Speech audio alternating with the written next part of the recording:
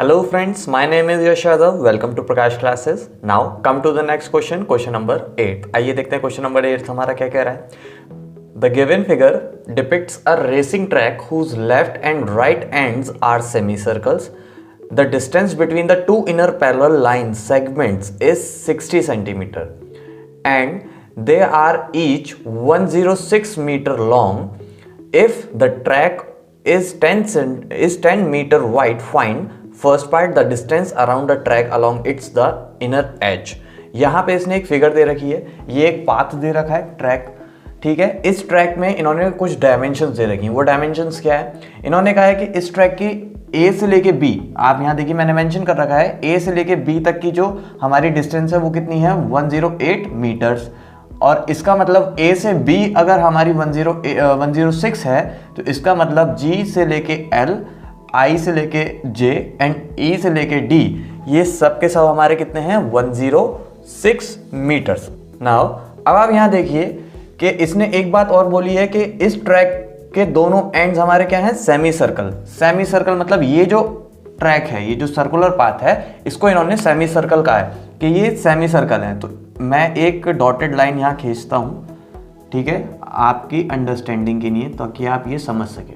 देखिए अब ये क्योंकि ये सेमी सर्कल इसने पहले से ही मेंशन कर रखा है और हमें सबसे पहले डिस्टेंस निकालने को है, distance around the track along it's inner as. जो इसकी इनर एज है इसका डिस्टेंस निकालना है कितना होगा, ठीक है.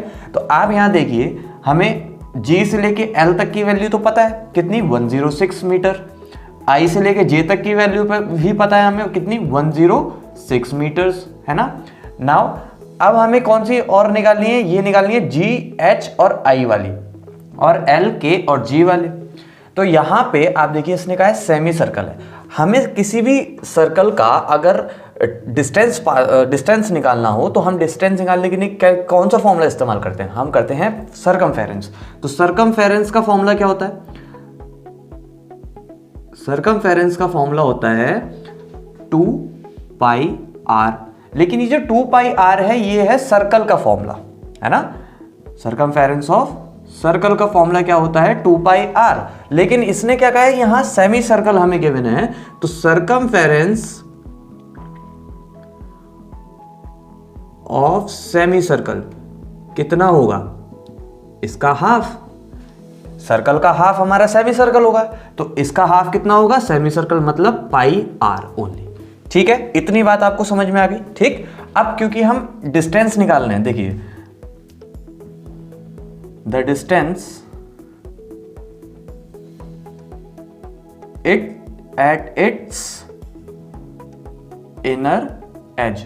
इनर एज की अगर हम डिस्टेंस निकालते हैं तो आप यहां देखिए हमें कौन कौन सी डिस्टेंस की रिक्वायरमेंट है. पहला मैं ब्रैकेट में लिखता हूं, देखो आप शॉर्ट फॉर्म में लिख रहा हूं GHI, फिर प्लस I से J तक की वैल्यू चाहिए हमें, फिर JKL प्लस और L और G, है ना, या G और L, यही चाहिए. तो हमारी डिस्टेंस निकल जाएगी इनर पाथ की, है ना. तो अब आप यहां देखिए GHI, क्या GHI की वैल्यू हमें गिवन है, नहीं है. हमें क्या गिवन है, ये क्या है, एक सेमी सर्कल है ना. सेमी सर्कल हमें सरकमफेरेंस निकालना है, तो कितना हो गया ये पाई r प्लस IG कितना है, IG है हमारा 106, है ना. JKL वो भी कितना हो गया पाई r, है ना, प्लस GL कितना हो गया 106. अब आप यहाँ देखिए कि यहाँ पे r की वैल्यू आ गई, तो ये r की वैल्यू हम आइडेंटिफाई करेंगे, कैसे करेंगे. इसने यहाँ कह रखा है कि GL और IG इन जो इनर एज है हमारी, उन दोनों के बीच का डिस्टेंस कितना है 60 मीटर्स. तो जब ये 60 मीटर्स है तो इस 60 मीटर का मतलब ये हो गया कि ये इस सेमी सर्कल की डायामीटर है 60 मीटर. तो हमें क्योंकि रेडियस चाहिए तो रेडियस कितनी हो जाएगी 30 मीटर हो जाएगी, है ना. तो रेडियस कितनी हो गई हमारी 30 मीटर.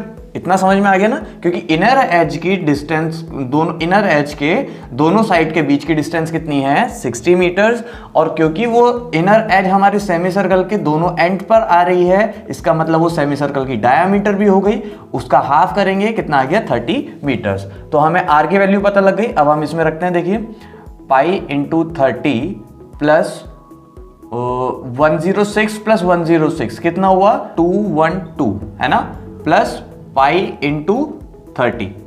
ठीक है, इतना समझ में आ गया। अब हम इसको सॉल्व करते हैं। देखिए इसको सॉल्व करते हैं, क्या क्या आएगा, ये देखिए ये हो गया 60 इंटू 22 इंटू 7 प्लस 212 है ना। इसको सॉल्व करते हैं, इसकी वैल्यू अराउंड आ गई 2804 डिवाइडेड बाय 7 मीटर्स।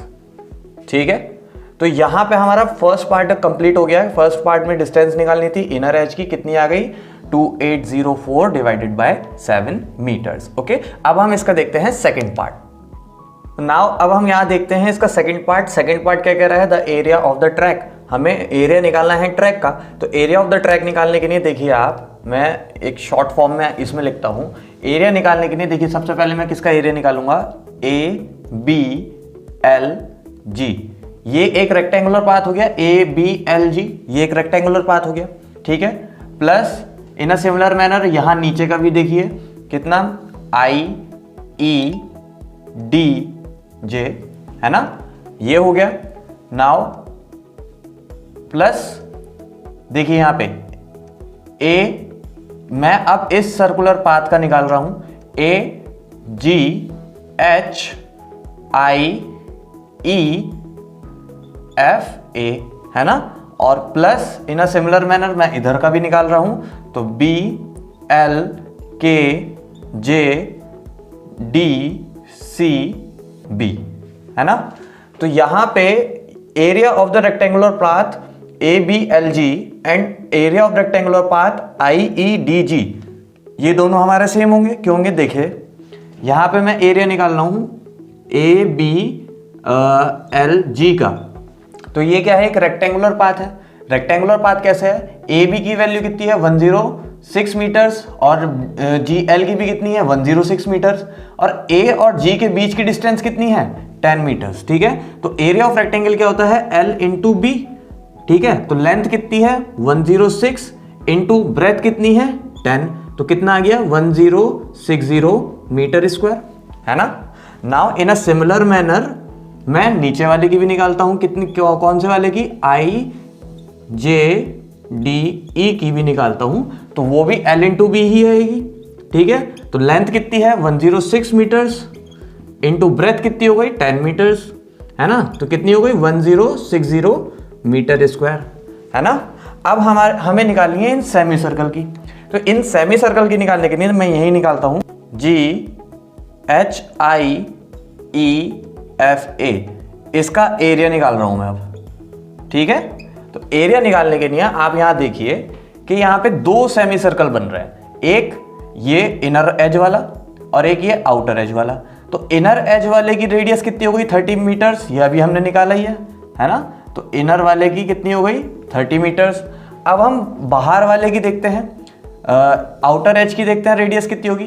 तो इस 30 में कितना और इंक्रीमेंट हो रहा है 10 का और इंक्रीमेंट हो रहा है, तो इट मीन्स 30 प्लस 10 कितना हो गया 40। तो बड़े वाले सेमी सर्कल की कितनी रेडियस आ गई 40 मीटर्स। अब क्योंकि हमारा रेलवे ट्रैक कौन सा है, ये बीच वाला है ना, हमें इसका एरिया निकालना है। तो इसका एरिया निकालने के लिए मैं क्या करता हूं कि आउटर सेमी सर्कल में से अगर मैं इनर सेमी सर्कल का एरिया माइनस कर दूं तो मेरे पास ट्रैक का एरिया निकल आएगा है ना।